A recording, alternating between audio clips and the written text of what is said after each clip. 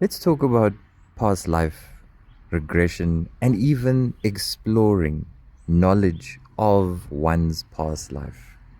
Because whether it's offline, face to face, or whether it's here on the internet, YouTube, TikTok, Instagram, it seems like people are very wet and fluid in their gums to just yabba yabba yabba about something that I personally know must not be spoken about because it's vast, it's complex, and it's not as one dimensional as these individuals like to present to you. When you hear someone talking about their past life, it's always the glamorized version. I was a pharaoh, Nathaniel. There was one guy I met. He was like, "Oh, Nathaniel, I was a pharaoh after doing my ayahuasca trip. I saw I was a pharaoh.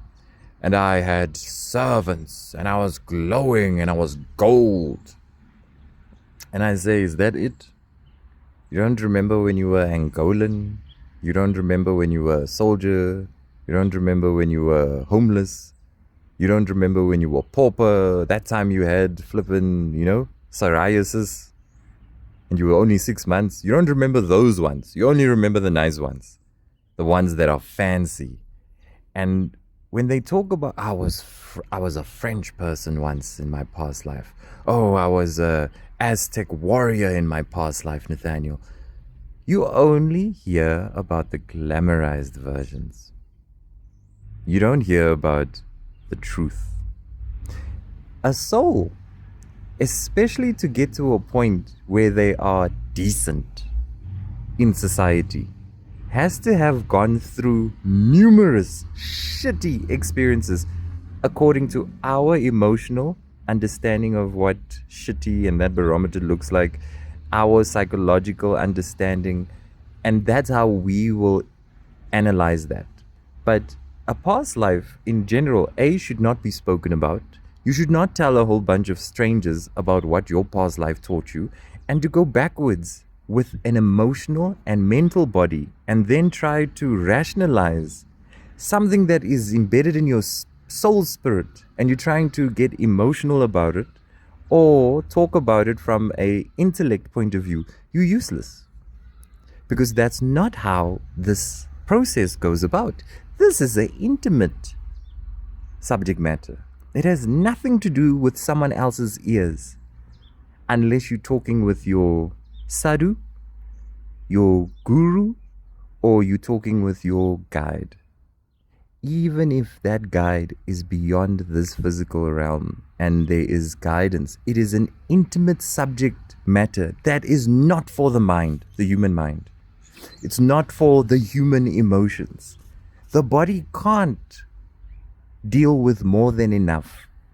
You already being present in this house, you're already enough. You've filled the space. We can't take more people on the train. This is not like those trains there in India where you just pack people on, or here in Park Station, pack people on. No. Past life is such an intimate, subtle yet complex environment for only that version of yourself which has no name to understand and to be in awareness of. So when you hear someone talk about their past life and you immediately hear the glamorized version, and they don't tell you about the deep stuff, the rough stuff, and they can't give you variability, because an average past life vibe, you're looking at 15,000 versions of different people across Earth. Half of you don't even know the flags of some of the countries that you were born in, but you want to yabba yabba about, I was a pharaoh, I was a warrior, I was a soldier, I was this Nathaniel, I was a this Nathaniel. That's when I know emotions, mental, that's talking. And you can't have a conversation when those two are present, because the subject matter that you are trying to converse on has no language. It is a telepathic information that is embedded for your soul to uncover, understand, and your guides, not your ancestors, Because ancestors is still related to your name, your lineage, and a loci. Your spirit guides deal with how you show up like a satellite across various pulses. And your specific objective, where your soul is concerned, has nothing to do with what you rationalize in your mind and how emotional you get about your little traumas and your ups and your down and your money and your purpose. Asifa Yelani, thereby the emotions and the mental. This subject matter is for you, God, and that place which is beyond the body. Hence, meditation work becomes profound. You don't bring something from that depth and then speak it into this space. It's only left for that environment as the fourth dimension and above. So just be wary.